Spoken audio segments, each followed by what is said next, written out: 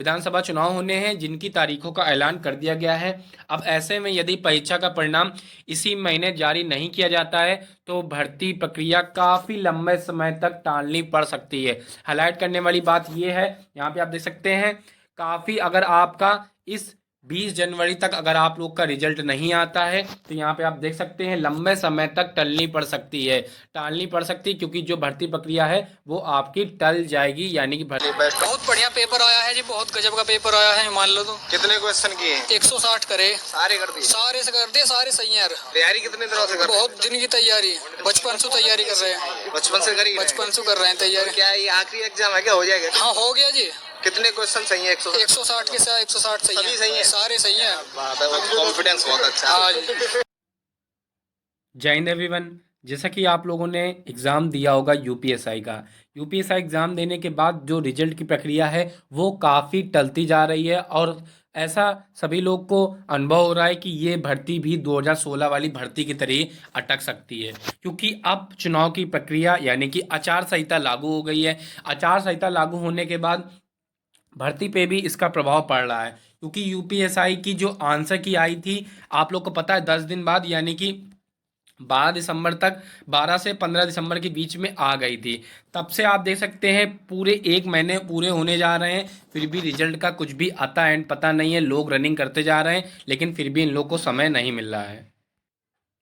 आज के न्यूज़पेपर में भी कटिंग आई है कि अगर आप लोग का 20 जनवरी से पहले अगर रिजल्ट नहीं आता है तो ये भर्ती प्रक्रिया यानी जो यूपीएसआई का रिजल्ट है वो काफ़ी लंबे समय तक यानी कि चुनाव के बाद तक, आपको पता ही होगा 10 मार्च तक आप लोग के, जो 10 मार्च को आपको यूपी चुनाव का जो रिजल्ट आएगा तब तक ये भर्ती प्रक्रिया लटक सकती है। यानी कि अगर रिजल्ट ना आया तो अप्रैल तक इसकी रनिंग या फिर फिजिकल आप लोग का कराया जाएगा। साथ ही न्यूज़ कहाँ पर आई ये भी आपको अपडेट देंगे और साथ ही इसमें फिजिकल की क्या कट ऑफ लगेगी वो भी बताएंगे। और साथ ही आपको इंपॉर्टेंट डॉक्यूमेंट्स, क्योंकि आपको पता ही है जो सेकंड फेज़ रहेगा, सेकंड फेज़ में आपकी डीवीपीएसटी होगी, डॉक्यूमेंट वेरिफिकेशन, तथा पीएसटी यानी फिजिकल स्टैंडर्ड टेस्ट। तो डीवीपीएसटी में क्या क्या डॉक्यूमेंट्स लगेंगे वो भी आज की इस वीडियो में बात करेंगे। वीडियो स्टार्ट करने से पहले छोटी रिक्वेस्ट होगी, जिन्होंने अभी तक चैनल को सब्सक्राइब नहीं किया चैनल को सब्सक्राइब कर लीजिएगा, पास में बेल आइकन को भी प्रेस कर दीजिएगा, इससे भी कोई न्यू वैकेंसी का अपडेट है, यूपी पुलिस की अपडेट है तो आपको पता चल सके। और साथ ही भाई वीडियो बढ़िया लगे ना तो लाइक भी कर दीजिएगा। चलिए बिना किसी देरी के आज की वीडियो को शुरू करते हैं। यहाँ पर आप देख सकते हैं अमर उजाला का जो न्यूज़पेपर है, आप लोग के घर पे भी आता होगा अमर उजाला, जो कि काफ़ी फेमस न्यूज़पेपर है उत्तर प्रदेश का। तो आपको पता ही है अमर उजाला में क्या लिखा हुआ, 9,534 पदों के लिए लिखित परीक्षा के अभ्यर्थियों के देख सकें कैसे रिजल्ट। इसमें आज एक नोटिस आई थी, नोटिस क्या आई हुई है आपको यहाँ पे पढ़ के बता देते हैं।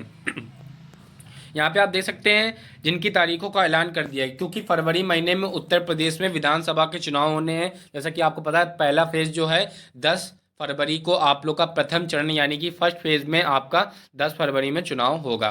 विधानसभा चुनाव होने हैं जिनकी तारीखों का ऐलान कर दिया गया है। अब ऐसे में यदि परीक्षा का परिणाम इसी महीने जारी नहीं किया जाता है तो भर्ती प्रक्रिया काफ़ी लंबे समय तक टालनी पड़ सकती है। हाईलाइट करने वाली बात यह है, यहाँ पे आप देख सकते हैं, काफ़ी अगर आपका इस 20 जनवरी तक अगर आप लोग का रिजल्ट नहीं आता है तो यहाँ पे आप देख सकते हैं लंबे समय तक टलनी पड़ सकती है, टालनी पड़ सकती है, क्योंकि जो भर्ती प्रक्रिया है वो आपकी टल जाएगी, यानी कि भर्ती प्रक्रिया आप लोग की अटक जाएगी।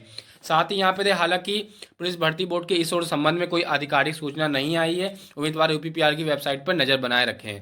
यानी कि ये न्यूज़पेपर में आप लोग की कटिंग थी।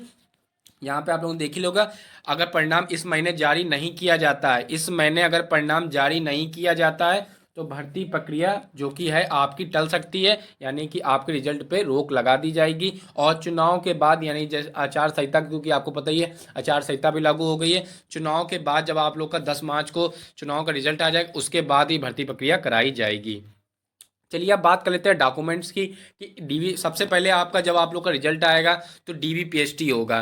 सबसे पहले आपकी डॉक्यूमेंट वेरिफिकेशन होते हैं, फिर आपका फिजिकल स्टैंडर्ड टेस्ट होता है। सर ये क्या होता है ये भी मैं आपको बताऊंगा। डॉक्यूमेंट्स में आपको क्या क्या लेके जाने, उससे पहले आपकी पीएसटी की बात कर लेते हैं। अगर मैं मेल कोई अगर कैंडिडेट्स मेल है तो मेल की हाइट, वेट और चेस्ट मेजरमेंट किया जाएगा। लेकिन अगर कोई फीमेल है तो उसकी सिर्फ हाइट और वेट मेजरमेंट किया जाएगा, चेस्ट मेजरमेंट फीमेल्स का नहीं किया जाएगा।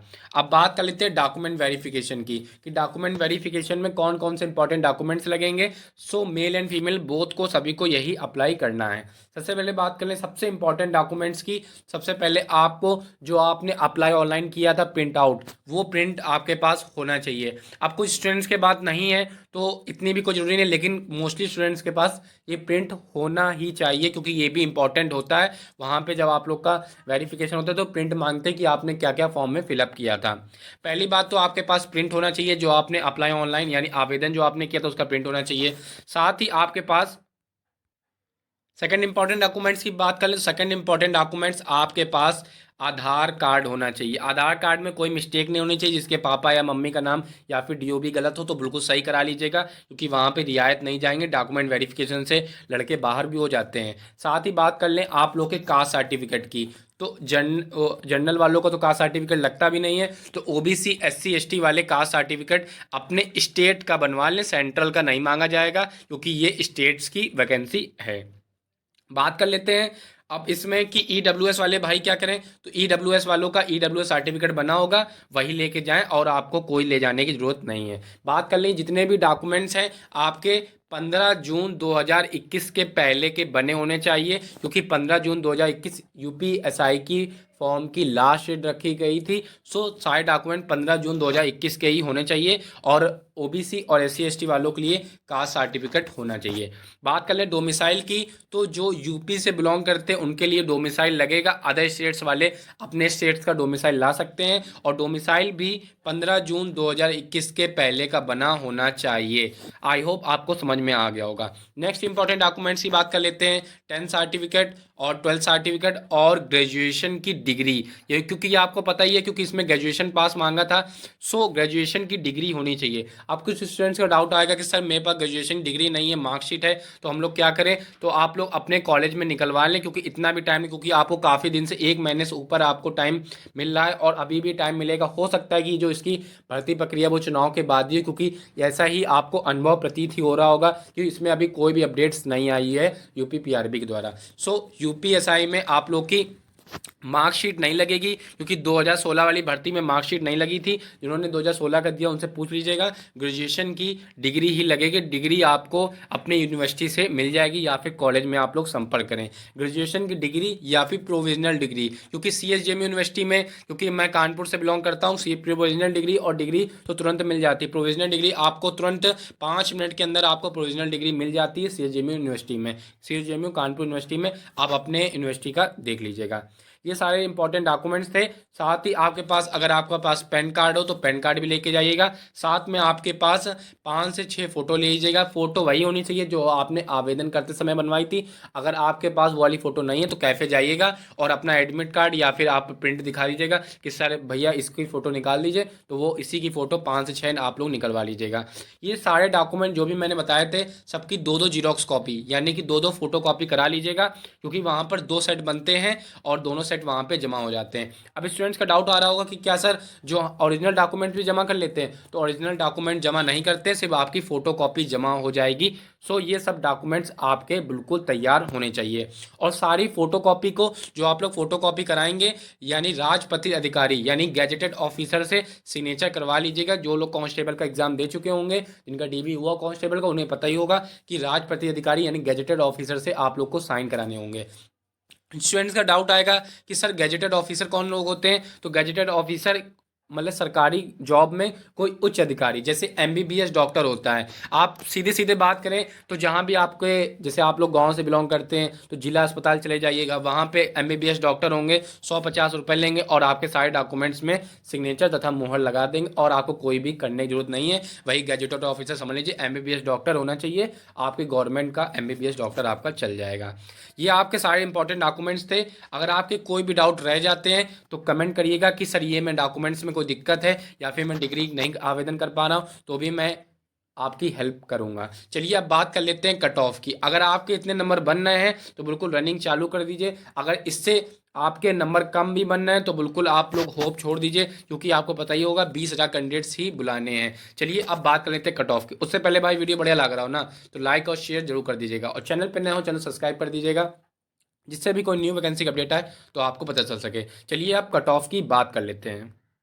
चलिए अब बात कर लेते हैं यूपीएससी दरोगा भर्ती की फिजिकल के लिए कट ऑफ। अब स्टूडेंट्स का डाउट है सर फिजिकल के लिए कट ऑफ क्यों बता रहा हूँ, तो मैंने आपको पहले ही बता दिया। जब आप लोग का रिजल्ट आएगा, रिटर्न रिजल्ट आएगा, सिर्फ इतना ही लिख के आएगा डीवीपीएसटी में सिलेक्ट हुए हो यस एंड नो। कोई भी कट ऑफ नहीं पता चलेगी कि जनरल कैंडिडेट्स की कितनी गई है, ओबीसी वालों कितनी गई, ईडब्ल्यूएस वाले भाई की कितनी गई है, और एससी एसटी वालों कितनी गई है। सो आप लोग समझ सकते हैं कि सिर्फ जब आप लोग को रिटर्न रिजल्ट आएगा तो सिर्फ इतना ही लिख के आएगा डीवीपीएसटी में सिलेक्टेड हुए हैं अथवा नहीं हुए हैं। क्योंकि बहुत से स्टूडेंट ने इससे पहले जो कांस्टेबल का एग्जाम दिया होगा उसमें कांस्टेबल में तो लिखा रहता है कि इतनी कट ऑफ गई है, लेकिन एसआई का थोड़ा सा इसमें फॉर्मेट अलग होता है। सिर्फ इतना ही लिख के आता है कि डीवीपीएसटी के लिए सिलेक्ट हुए हैं या फिर नहीं हुए हैं।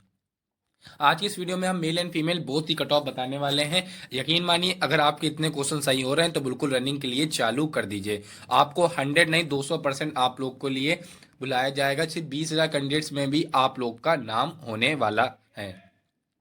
बात कर लेते हैं मेल कैंडिडेट्स की कट ऑफ की। मेल कैंडिडेट्स में अगर आप लोगों के फिजिकल के लिए अगर 112 से 114 क्वेश्चन के आसपास आप लोग के अगर सही हो रहे हैं तो बिल्कुल रनिंग चालू कर दीजिए। ओबीसी की बात कर लें 107 से 110 क्वेश्चन के आसपास अगर आप लोग के ठीक बैठ रहे हों, एक दो क्वेश्चन ऊपर नीचे भी हो सकता है। अब ये कैंडिडेट्स ये ना सोचें कि सर मेरे 105 ही हैं तो क्या रनिंग करूं, तो भाई एक दो क्वेश्चन ऊपर नीचे हो सकता है, एक दो क्वेश्चन ऊपर भी जा सकते हैं, एक दो क्वेश्चन नीचे भी जा सकती है कट ऑफ।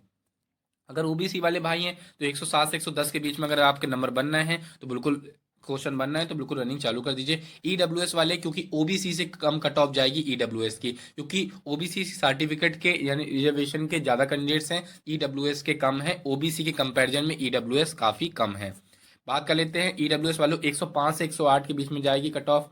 एससी वालों की बात कर लें 97 से 102 के बीच में अगर क्वेश्चन आपके अगर ठीक बनना है तो बिल्कुल रनिंग चालू कर दीजिए। एसटी वालों की बात करें 90 से 95 क्वेश्चन के बीच में अगर आपके सही बनना है तो बिल्कुल रनिंग चालू कर दीजिए।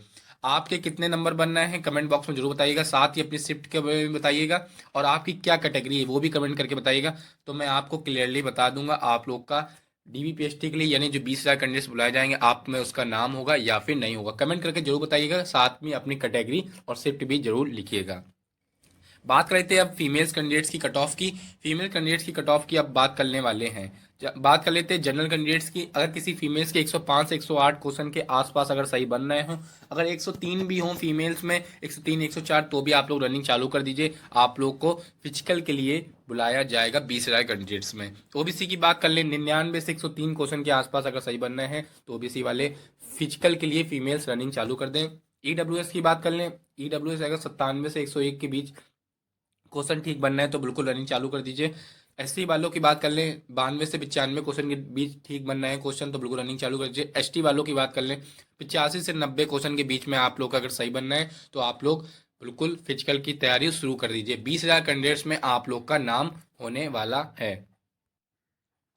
फीमेल्स भी कट ऑफ को कमेंट करके जरूर बताइएगा कि सर मेरे इतने नंबर बन रहे हैं और मैं इस शिफ्ट से हूं, और साथ ही अपनी कैटेगरी भी लिख दीजिएगा कि सर मैं इस कैटेगरी से हूं, तो मैं आपको क्लियरली बता दूंगा आप लोग को डीवीपीएसटी में जो 20,000 कैंडिडेट्स हैं आप लोग को बुलाया जाएगा या फिर नहीं बुलाया जाए। क्योंकि कट ऑफ इस बार थोड़ी सी हाई जाने वाली, क्योंकि आपको पता है चुनाव है तो कोविड भी आ रहा है तो इसीलिए कैंडिडेट्स कम बुलाए जाएंगे।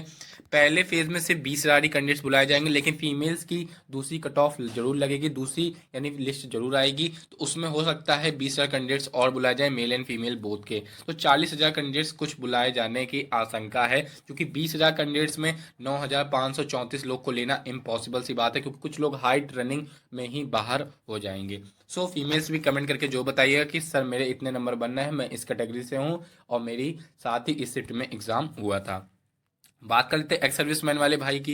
एक्स सर्विसमैन वाले भाई की अगर 85 से 90 के क्वेश्चन के बीच में अगर सही बन रहे हैं तो बिल्कुल रनिंग चालू कर दीजिए। आप लोग को लिए भी डीवीपीएसटी के लिए बुलाया जाएगा। और फ्रीडम फाइटर वाले भाई जितने भी हैं 87 से अगर 92 क्वेश्चन के बीच में अगर आप लोग के नंबर बन रहे हैं तो आप लोग भी रनिंग चालू कर दीजिए। आप लोग भी कमेंट करके जो बताइएगा कि सर मैं एक्स सर्विसमैन हूँ और मेरी साथ ही कैटेगरी क्या है, और साथ ही आप लोग की शिफ्ट कौन शिफ्ट में आप लोग का एग्जाम हुआ था, तो मैं आपको क्लियरली बता दूंगा आप लोग को डीवीपीएसटी के लिए बुलाया जाएगा या फिर नहीं बुलाया जाएगा 20,000 कैंडिडेट्स में। सो वीडियो अच्छा लगा हो वीडियो को लाइक कर दीजिएगा और अपना प्यार जरूर दीजिएगा, और चैनल पर नए हो चैनल को शेयर कर दीजिए, चैनल पर नए हो चैनल को सब्सक्राइब जरूर कर लीजिएगा, जिससे भी कोई न्यू वैकेंसी की अपडेट है या फिर यूपी पुलिस की अपडेट है तो आपको पता चल सके। और वीडियो अच्छा लगा ही हो कमेंट करके जो बताइएगा वीडियो कैसा लगा, कोई भी अगर डाउट रह जाते हैं तो कमेंट करके जो बताएगा तो उसके डाउट्स को क्लियर जरूर कर दूंगा। सो वीडियो को शेयर जरूर कर दीजिएगा। चलिए नेक्स्ट वीडियो मिलते हैं न्यू वैकेंसी अपडेट के साथ, तब तक के लिए जय हिंद जय भारत वंदे मातरम।